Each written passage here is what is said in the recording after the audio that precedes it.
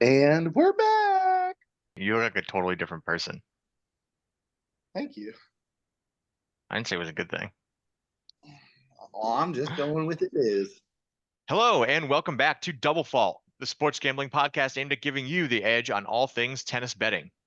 My name is Ben, and I'm back with my co-hosts Vic and Chris with episode 2 of the podcast after 3 wild rounds of the Australian Open. Today, we'll cover some of our favorite matches from the tournament so far, what matchups we're looking forward to in round 4, and of course, where we're seeing value at the sportsbook. So let's get things started with a quick recap. To say things have been exciting so far would be an understatement. In the men's bracket, 13 of the 16 players to reach the 4th round are seeded players. 1 is a wild card.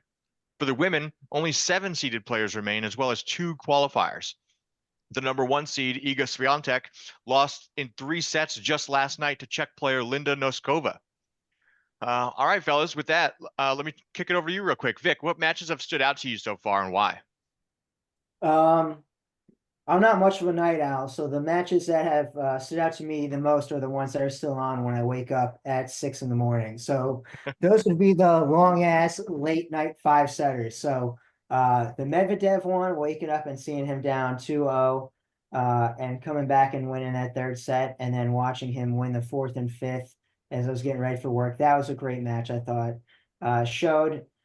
Showed a lot of character, of course, from Medvedev, and some of those mind games they were talking about on Breakpoint. He did take a few long breaks in there to mess with the Rusavari, but no, it was great. Then he dismantled the Canadian FAA, and he's got an unseeded guy in the 4th round to head into the quarterfinal matchup with probably Hubert Hurkacz. So looking good for him to make the semifinal. Definitely looking good for Medvedev. After the 5-setter to get a 3-setter, where you just go right through the guy, I'm not worried about fatigue at all. You know what I mean? If he won, if he was like back-to-back 5-setters, then maybe a little bit fatigue issue, but not after that. So that was I gotta say that was my mindset betting on Shelton when he played Manarino. Manarino had 2 just dogfight 5-setters, and Manarino, that bald dude, took care of business against Shelton. So I'd like to say the same. I'd like to say that trend applies a little bit more widespread, but not necessarily.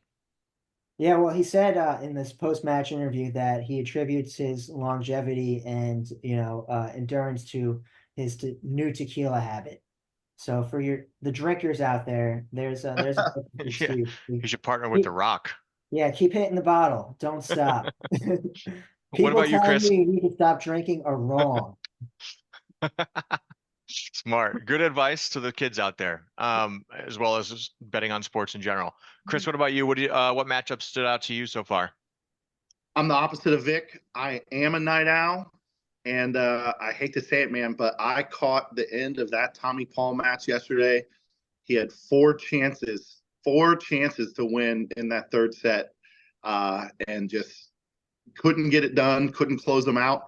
4th set went way wrong for him, and it just escalated from there. I will say there was a Serbian fan that got into his head there, Heard that guy. got into the line judge's head. The line judge actually, made several comments about fans not, saying things in between first serve and second serve.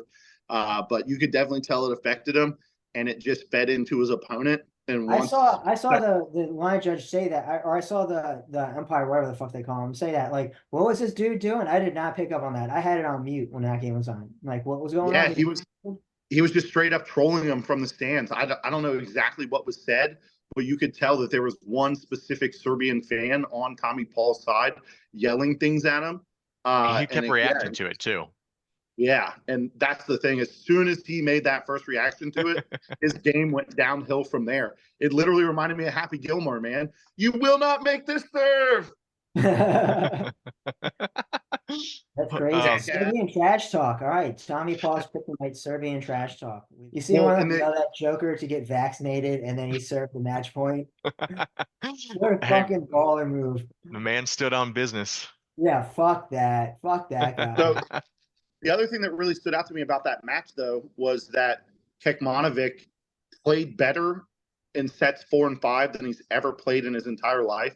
Like serve speed was up, first serve points were up, everything. So if this guy can carry that over the way he played Tommy Paul in the 4th and 5th set, he's going to be huge trouble for Alcaraz in this next round. That'd be awesome because Alcaraz is a huge favorite as of right now. But I would love to see a little bit more competition for him. Hey, if you want to talk value, plus 1,200 on Kekmanovic, I'm riding it all day long, baby. Yeah, amen. I love that. I had 2 matches that stood out to me. One, well, Vic, you stole one of them. It was still one of the ones I was considering in the Denon Medvedev one because I woke up and he was still dogging it out. I saw him put the bagel up in the 5th set though. But the 2 that I chose, I mean, how can you not get fired up by Arthur Cajot? The win he had over Holger Rune. Rune didn't even like normally a loss like that I'd attribute it to him being a hothead and just losing his cool, but he did have his moments, but overall, like Cajot just outplayed him. It was an amazing performance.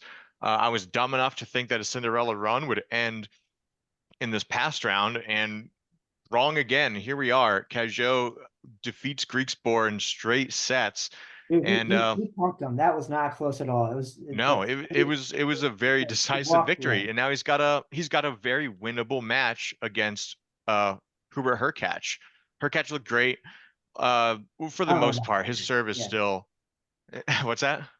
I think Hurkacz is gonna, I think the Cinderella run is ending here. Hurkacz is a different level. That's top 10 player. Yeah, for sure, and he's got a generational serve behind him too. So we'll see how Cajot handles it, but it should be a fun one.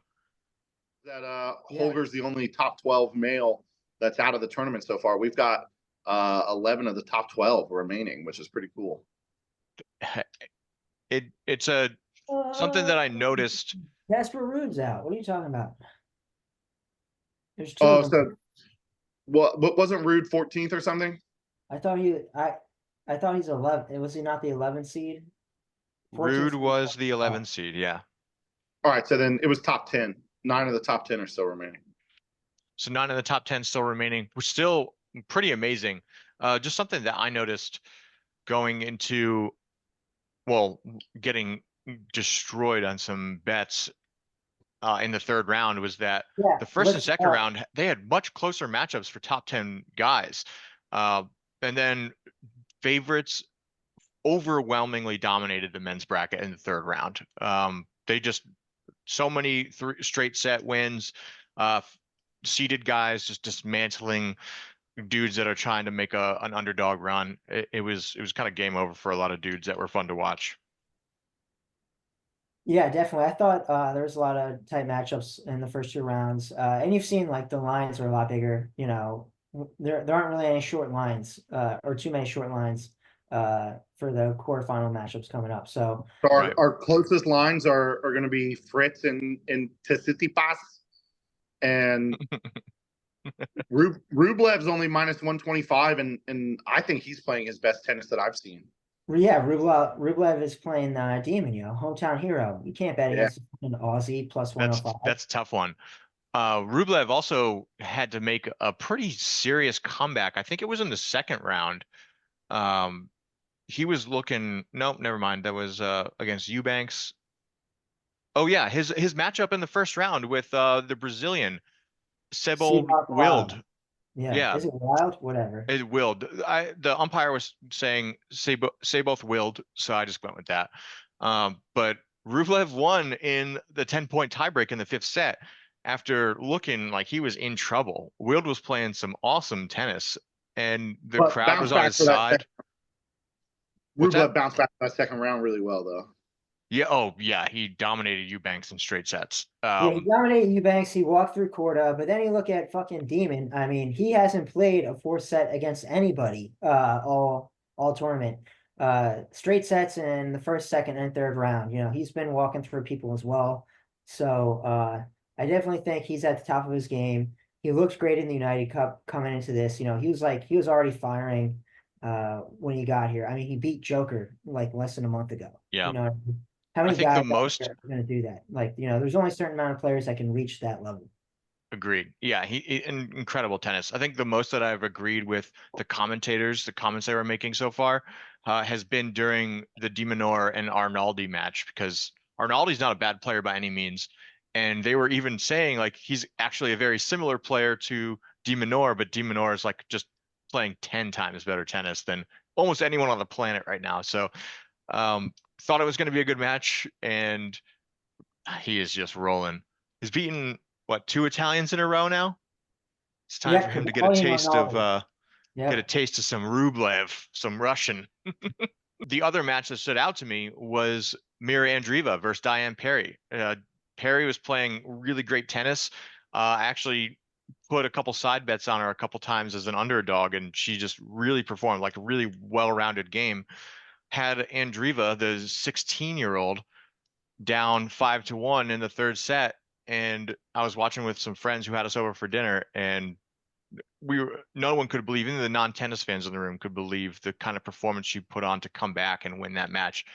Fun to watch, like just exciting for everyone. So that's another matchup that stood out to me. I thought it was worth mentioning here. And Absolutely. No, I Could you mean, imagine at definitely. 16 years old being on the world stage like that? dude, I can't be on. I'm in my 30s and I can't imagine being on the world stage like that. I'm twice Yeah. your age. Yeah. Definitely a good comeback. And I mean, the round before that, she just fucking like walked through on support. Like wasn't a contest at all. Yeah, I felt Yeah, stupid for betting on Owens odds. looked outclassed. Like Owens looked like completely different level, which you almost never see Owens Jabeur look that way. You know what I mean? So Maybe all that excitement brings us to today and the beginning of round 4. Split up over 2 days, we'll get 4 men's and 4 women's matches over the course of Saturday and Sunday, for Americans, that is. And that's a lot to compete with on an NFL playoff weekend. Chris, as an avid football fan and tennis fan, obviously, which of these matches are going to get you to flip from the gridiron to the hard court? I'm backing my boy Cam Norrie. 7 p.m. tomorrow. Got to see how he does against Big Z, man. Both of them are playing great. I actually forgot to put in my bet on Cam in the last round, going up against my other favorite tennis player. I'm kind of glad I stayed away from it in the end, but I told everybody I was going to bet the underdog. Cam is a consistent underdog everywhere he goes, playing the best tennis of his life. He's plus 265 against Big Z. I will definitely be tuning in for that one. I sure hope so. I've got that Cam Norrie future in. He did.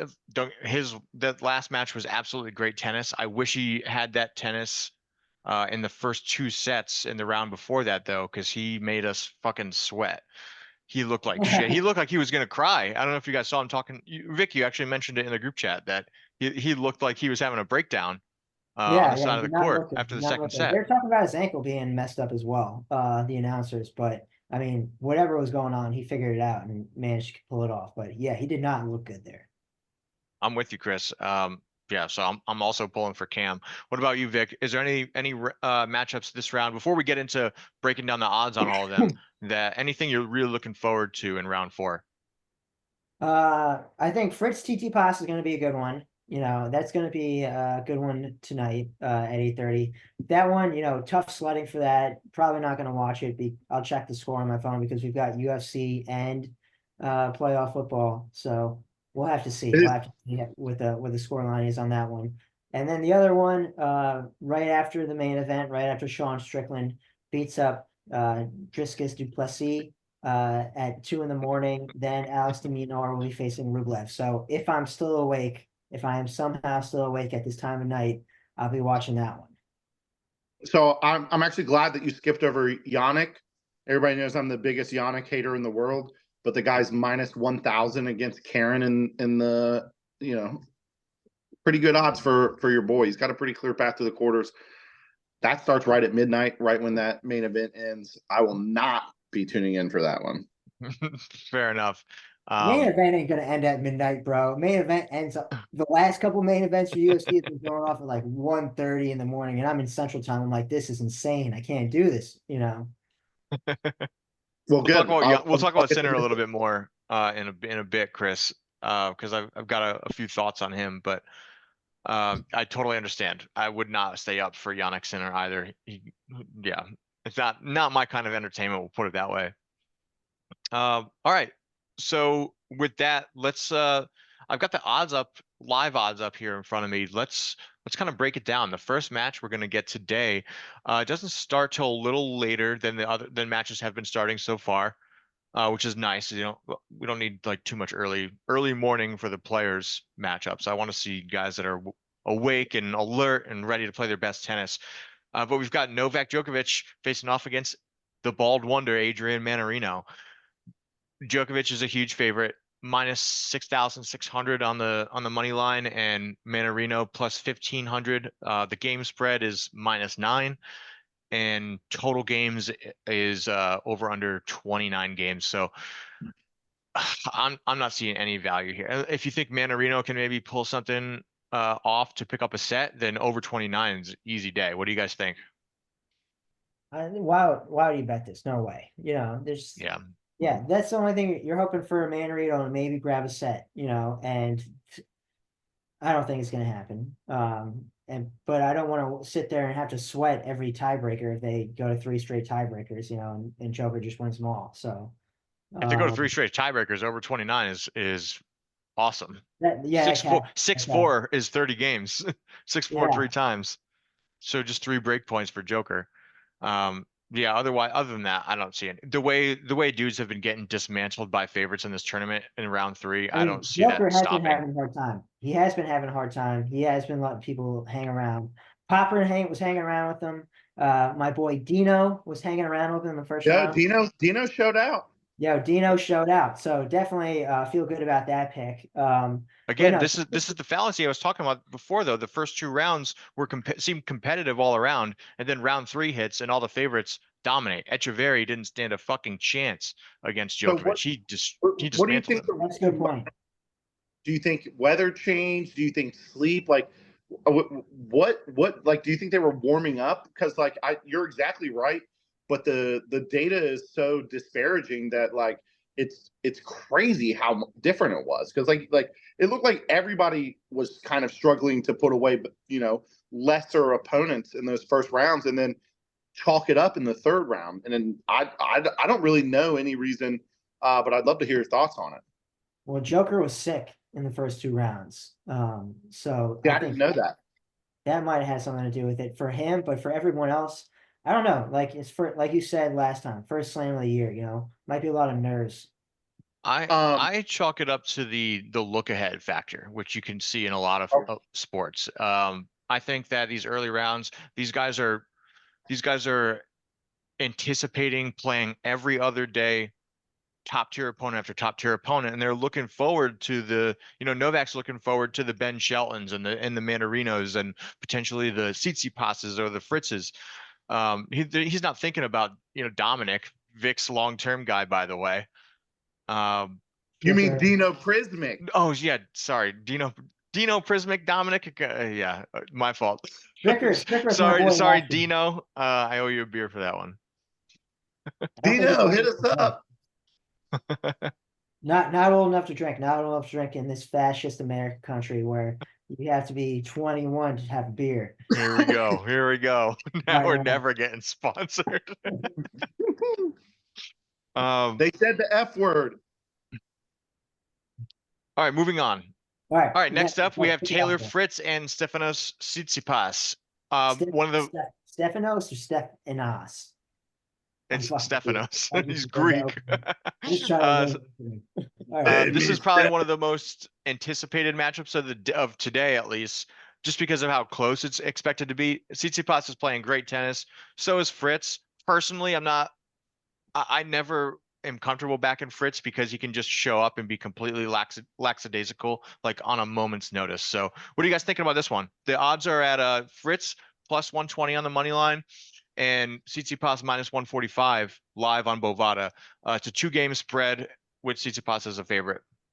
Fritz cost me some money in the third round. I bet on Marozan, my boy from the first 2 rounds. Wasn't able to cash as a plus 275 dog. But watching that, I mean, Fritz just dominates with his serve. That's it. You know what I mean? Yeah. I don't know how many service games he had that were like 40 love in less than a minute. He was just he's just pumping out aces, just pumping out aces. And every time Marizon served, they were going to deuce. So I don't know. He's got the big serve, he's got the big serve. And what's the temperature going to be? It's a daytime game, right? So it's So early. this is actually my biggest bet. It's not a night game, so it'll be a little faster. So maybe that'll be good for a serve. Bro, I'm just backing the American here. USA all the way, baby. USA. Okay. This is my biggest bet of the entire tournament. Tsitsipas minus 2.5 games. Like Vic said, he's facing a big serve, but he's great at returning that. He hit 80% of his first serves in the last round, and he went completely unbroken. So, I mean, the dude is he's playing his absolute best. Nothing against Fritz whatsoever. He's playing great as well. That's why he's here. That's why the odds are so close. But I don't think that it goes very close in the end. I think it's going to be minus 2.5 games all day long. That's where I'm putting my money. You call yourself a patriot, sir. You call yourself a patriot. Chris, it sounds like you're looking at DraftKings, just so you know you can get minus 2 games on Bovada, minus 110 on Tsitsipas. Personally, I'm taking a little chalkier pick here. I'm on the Tsitsipas money line at minus 145. He's 3-1 against Taylor Fritz. All 3 of those wins are on hard court. Fritz won in Monte Carlo, I believe, on red clay. So I think that he just continues this dominant record that he has against Fritz. I agree, Chris. The dude's playing great tennis. There's not much getting by him so far. He's 3-1 against Fritz. Fritz got the big serve, man. He's got the big 3-1 head to head. Yeah, Tsitsipas can handle a big serve. Like the biggest advantage Fritz has is completely counteracted. I really think Tsitsipas is gonna show out here. All right, I'm off. You talked me out of it. I'm off. Last time they played each other on hard court was 2 years ago at the Australian Open. Tsitsipas won 3-2. He won in 5 sets. So they met again last year, again, like I said, in Monte Carlo on clay, and Fritz won in 2-0. But the track record here, the way Tsitsipas is playing, he looks good, and I think that he knows Fritz's game well enough that he's going to take it off of him. All right, here's the stat. Here's the stat of the day. Tsitsipas's overall rating is only 24 points above Fritz, but his clay rating 187 points higher than the Americans. That's an interesting. I don't know where you found that. That's an interesting factoid right there. That's insane. Something I will make an argument in Vic's favor. The implied odds here have give Fritz about a 45% chance of winning this matchup, and when he's got 120, when he's got plus 120 odds, he's actually won 75% of those matchups. So that's a large disparity between the implied odds and historical data. So this is a tough one. This is going to be, I think, the most fun match of the day. Oh, you talked me out of it. I don't know. I would not. Well, I think I talked you out of your position, Vic, and I just talked Chris out of his position. you definitely made me rethink how big the bet's going to be. It's going to be a fun one, and I'm glad we get it early on when everyone's still awake, so we can talk about it live. Maybe we'll even live stream it. I'm going to go ahead and call it. I'm backing it down from 10 units to 5. Maybe we should live stream it later. Drinking party live stream tennis. That would be sick, bro. Once we get viewers, I really think having a tennis Discord where people can come and hang out and stream some games, I think that would be sick. Yeah, for sure. Let's keep moving. Third match of the day is Jannik Sinner facing off against Karen Khachanov. Jannik Sinner is a huge favorite in this one, minus 1100, while Khachanov is plus 650. Game spread is 6.5 on Bovada, and over under is 34 games. So it looks like they're expecting this to go more than 3 sets, which is probably reasonable given the level of tennis Khachanov is playing. But not a lot of value here. I don't know if you watched. I picked Baez to take a set off of Sinner. the other day, and it was that round 3 curse, man. Baez got dismantled. The commentators, again, I agree with them a lot here. If he was playing that level of tennis that he was playing, he is a serious contender to win this thing. His whole game, everything he was doing was perfect. He was playing flawless tennis. I know how much you hate him, Chris, but the guy was on. Hey, I'll give credit where it's due. This guy has not dropped a set yet this tournament. Yeah, it's impressive stuff that he's doing. He's the only person that hasn't dropped a single set in the entire tournament. That speaks for itself, man. I don't all the hate I have for the guy in the entire world. I do think he's softer than warm ice cream. That's but he's proven me wrong, man. Not dropping a set is just incredible focus. Kind of like you said, right? Most of the top guys want to be in cruise control in their first 2 rounds because they know rounds 3, 4, and 5 they're going to be up against world-class talent. The guy has not dropped a single set. He hasn't even been close. Like, hyper focus. Yeah. Demon hasn't dropped a set. I was thinking of like only guy who hasn't dropped a set. Demeanor hasn't dropped a set. So that's 2 of them. 2 of them. 2 dominant dudes. Speaking wow, I of, actually didn't know that about the Demon. That's good to know about the Demon. That's our last supposed to match up in the quarterfinals, right? That will be the quarterfinal matchup if it plays out the way it's supposed to. No faith in Rublev. Well, let's move on to that one, Vic. De Minaur versus Rublev. We already touched on it before. De Minaur is a plus 115 underdog on the money line, while Rublev is minus 140. It's another 2-game spread. Over under games is 40 games. So what are we thinking here, boys? I think it's going to be a tight battle back and forth. They're both playing phenomenal, but going with the hometown dog every day. Plus 105, hasn't dropped a set. He looked good in the United Cup. He beat Joker. Like I was saying, how many guys can beat even an injured Joker, right? Like, if Rublev was there, maybe he would have won us, but I don't know. Rublev in the big moments, he hasn't come through generally. I know he just won a warm-up tournament, but I don't see him beating De Minaur when he's firing like this. So I'm on De Minaur plus 105. I also just added De Minaur plus 400 to win the quarter when I got it plus 300 before the tournament started. So Okay. It doesn't make any sense to me that that doesn't make any sense. Yeah, he's a longer dog than he was when the quarter started. I think because of the way Sinner's been playing. Honestly, it's probably a Sinner adjustment because he's been playing so well. I agree. He has to go through Rublev and Sinner, so he has definitely a tougher path than what Sinner's got to go through. So, all right, Vic, you're back in the Demon. How many units? Just the one.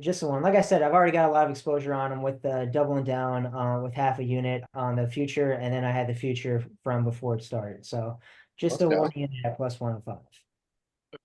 Vic, it's hard to argue with your reasoning on De Minaur winning this one, but I've got my future in on Rublev from before the tournament even started to win the quarter, and I'm not a hedge. I'm not a hedge guy. I just don't. Yeah, no, you can't bet against yourself. Yeah.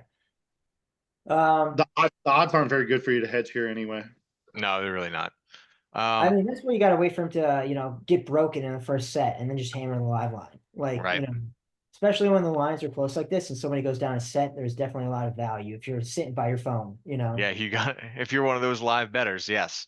Yeah. That's the end of day 1. Day 2, first matchup we're looking at is Alexander Zverev versus Cam Norrie. We've touched on this one already as well. Zverev is minus 350 on the money line, while Norrie is plus 275. It's a 4.5 game spread and total of 38.5 games. This is my second pick for the 4th round, Tsitsipas money line being the first.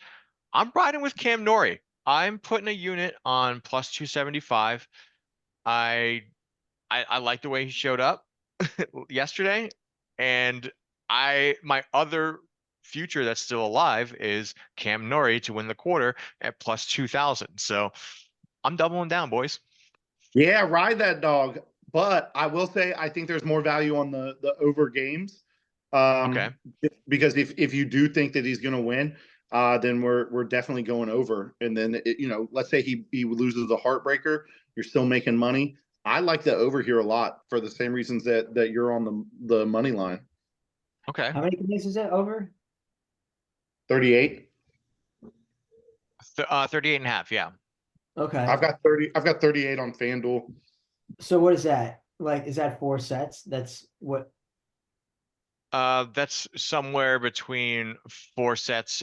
You got to think, if you go like 7-6 each set, so you go to 13, tiebreak every set, then you're 39, at 13, 26, 39, 30, 39. 39 right there in 3 sets. Right. So I'm going with 6-4, and I think it definitely goes 5 sets. So I really think the over is a pretty safe play for your money here. Okay. I Okay. like that. Zverev has not faced too much of a contest so far.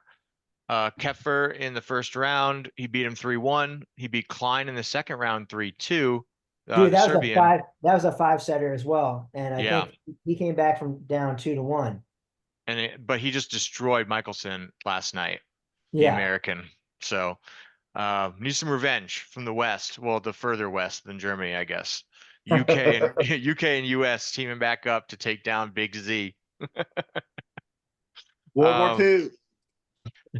After that, though, we're coming to my third bet. It's gonna be my third bet for the men's on the fourth round is Arthur Cajot versus Hubert Hurkacz. Cajot is a plus 250 dog on the money line. Hurkacz minus 310. It's a 4-game spread with a total of 40 games. I'm taking Cajot plus. This actually has, yeah, I'm taking Cajot plus 4 games. Current odds on Bovada are minus 110, or the juice is minus is 110 on that. I think that he at least picks up a set, maybe 2. That gives him enough games to hang in it, even if he loses. I haven't watched enough of this kid play. Like I would, I just saw him beat Greek Sport, but Greek Sport hasn't exactly been like super impressive to this point in the tournament. Like he left a lot of points out there. So and he's that, Arthur Cajot is not gonna get that benefit against Hurkacz. So for me, I'm passing on this one. I don't really have a good read on it. You know, generally like if you watch them and you feel good about it, like fire away. But I'm gonna pass on this guy. That's I essentially pass what on I'm it. riding. Okay. I pass. Moving on. Miomir Kecmanovic versus Carlos Alcaraz. Chris, you mentioned this one before. Kecmanovic plus 1,200 on the money line, minus 330 for, oh, sorry, minus 3,300 for Carlos Alcaraz. It's an 8-game spread and total of 30.5 games. I'm not touching this one. I think Alcaraz is going to blow through him.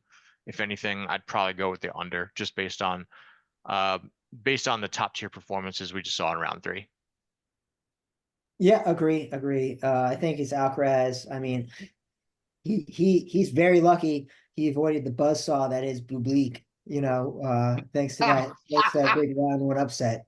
So Alcaraz, he dodged his big bullet. He dodged the Bublik bullet. So I definitely think he's gonna win this one pretty handily.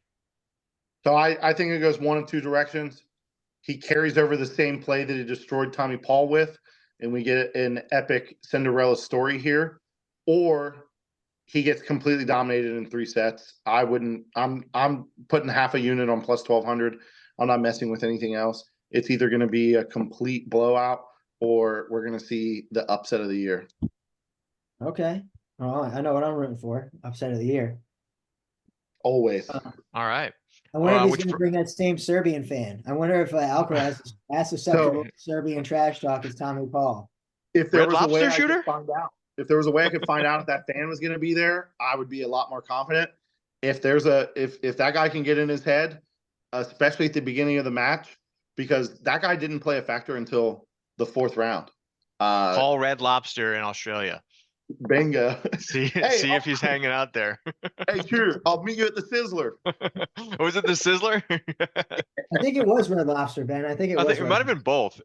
Yeah, he mentioned Red Lobster and Sizzler. Dude, I don't think Red Lobster's that My bad. treat. I like Red Lobster. Me too. There's nothing better than fresh Cheddar Bay biscuits from Red Lobster, man. Chevy loves Red Lobster. Shout out Chevy. Yo, That brings us to our last game of the fourth round. The Portugueseman Nuno Borges is facing off against the Russian Daniel Medvedev. Medvedev is a huge money line favorite at minus 2,000. Borges is plus 1,000 on Bovada. It's a 7.5 game spread with a 31 game total. What are you thinking, guys? Any value here? I've got my futures on Medvedev to win the whole thing. I doubled down on him to win. It moved from plus 1,000 before the tournament started to I got it at plus 1,300 on DraftKings to win now. So I think that's where the value is on Medvedev. I'm not going to lay this huge number. I expect him to win, and I expect him to make it to the semis, but I'm not laying this massive number. Awesome. Chris, anything on this one? Medvedev to the moon. You're gonna lay the number? Yeah. What has it been? Minus 1,800? Minus 2,000 on Bovada. Minus 2,000. That's fucking crazy. Yeah. I think he's going to win as well. That's not even worth a parlay ad. You want to make 5 cents on that? 5 cents on that $100? Not me. little side note. I actually just saw this guy today.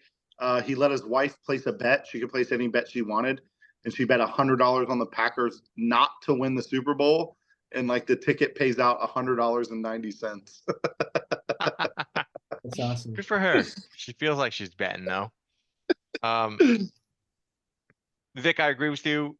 No value here, but I also agree with Chris that Medvedev is probably just going to roll right through Borges. Who knows though?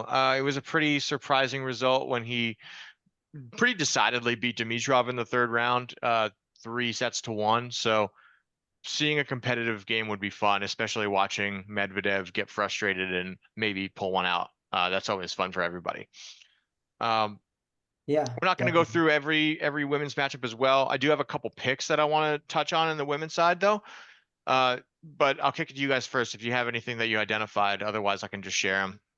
I think we would be remiss not to talk about Iga. Iga going on Iga? to Linda Niskova. Linda Niskova, the Czech 19-year-old. Yes. That was crazy. I woke up to that stat line. I could not believe it. That shit was shocking. Yeah, I wish I would have watched. All right, let's get into it. So on the heels of Iga's loss, I have a couple of picks I just wanted to share. The women's bracket has been way more tumultuous than the men's has as far as what's fallen out into this round 4 and ultimately the quarterfinals. But a couple players I've been following have been, well, number one, Oceane Dodin, the French woman who's playing one of the favorites. I think she's like the third favorite, Zhang from China.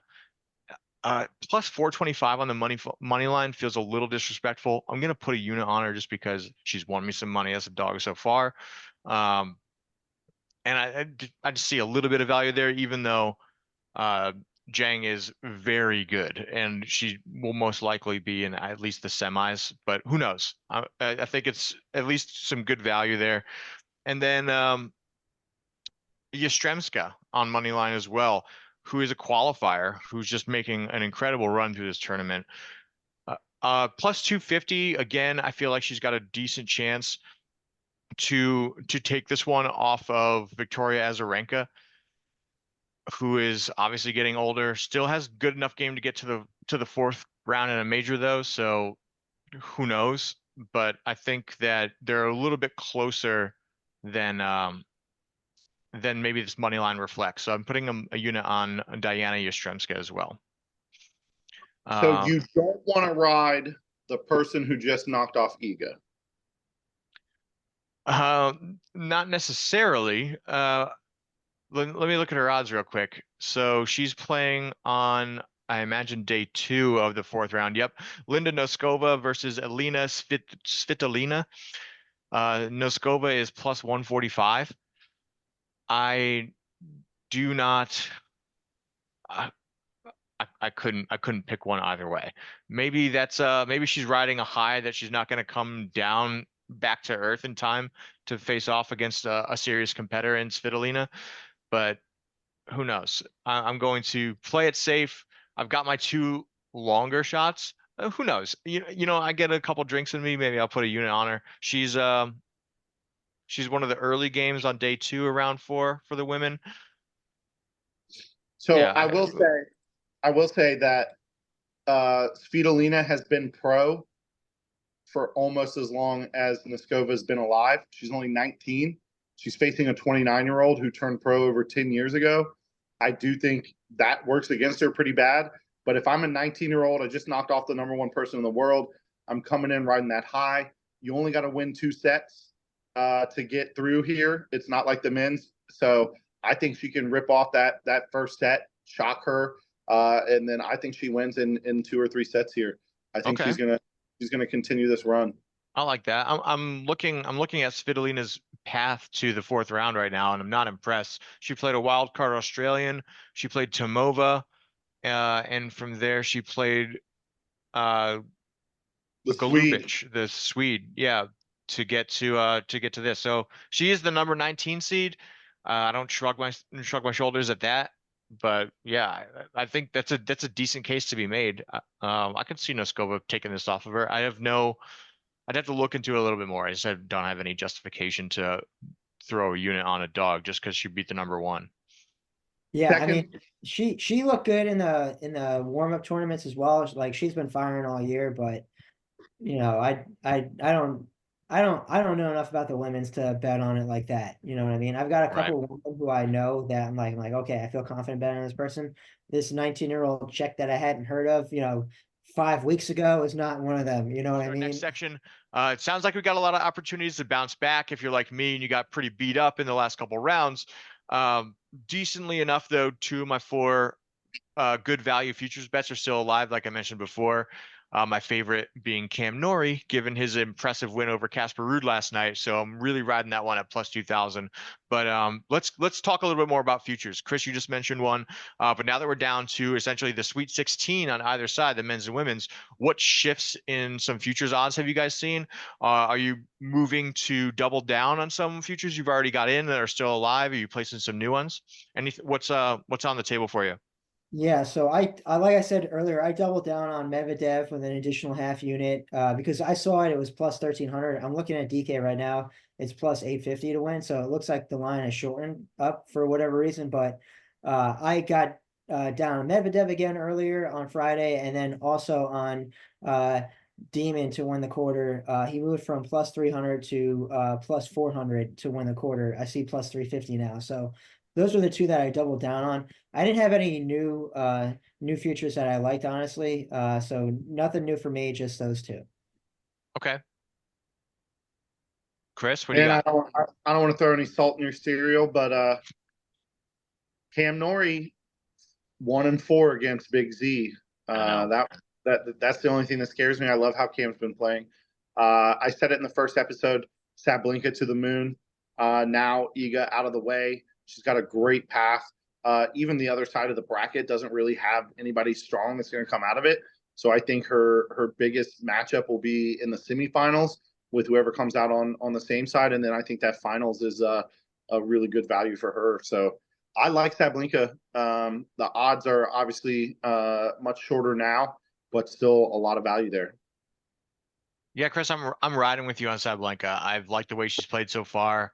I think at plus 210, that's a pretty reasonable value for just to win outright, especially for one of the top players in the world. Number 1 is out. Coco Gauff is playing incredible tennis. That's going to be a tough obstacle to overcome if they do play each other. Coco Gauff is plus 185 to win, which is not a terrible value. I mean, if you put a unit on each one of them, you're coming out. You're not. At worst case, you're not walking away with like empty pockets, right? Unless Yeah, that's true. That's true. unless Qinwen Zhang ends up winning the Chinese woman or someone else from the field. On the men's side, Joker is the only one at even or lower as far as odds go to win outright. That followed by Alcaraz, and my newly added pick to win is Jannik Sinner plus 400. I can't understate how good he looked against Baez. I know Baez is the shortest guy in the tournament. Jannik Sinner's like 6'5" Italian dude, but man, his game looked so good. I think he can hang with anybody in the tournament with ease.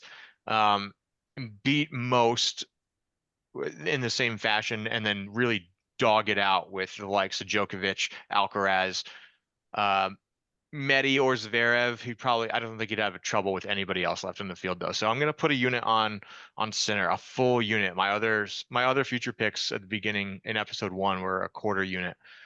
This is gonna be a full unit on Sinner. I like this odds. Okay. Anything else anything we've left off the table? Anything you guys want to touch on that you've seen so far, you're looking forward to, or are putting money on? I think it's at plus 400 for Yannick because he has no Grand Slam titles. But this could be the time that he gets over the hump. Okay, that could be it. That could definitely be it. Yeah, maybe he crushes himself under pressure at the final stages in this slam. So we'll see. But just the way he's playing, I think the value is there for sure. So all right, that wraps up the discussion about round 4, somewhat of the quarterfinals and the futures moving forward. We will potentially be streaming live if we're having enough drinks and we're hanging out and watching tennis. Come join us on Twitch, on YouTube, on Kick.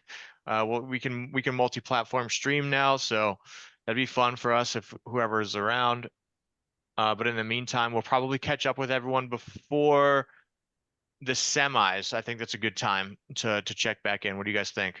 That's on shorter notice than this time, but it'll be a shorter episode as well. But I think the odds are going to move so much. There's going to be matchups that people probably aren't expecting. It'll be good to talk through what we're seeing, where we're seeing value, and what we're putting our money on. A lot of potential storylines here. I think it's a great idea. Yeah, awesome. All right, well. All right, boys. Yeah, thank you all for joining us. This has been Double Fault, the tennis gambling podcast. So thank you for joining us today. We look forward to seeing you next time. We'll see you on the hard court because it's the Australian Open. Yeah, boys.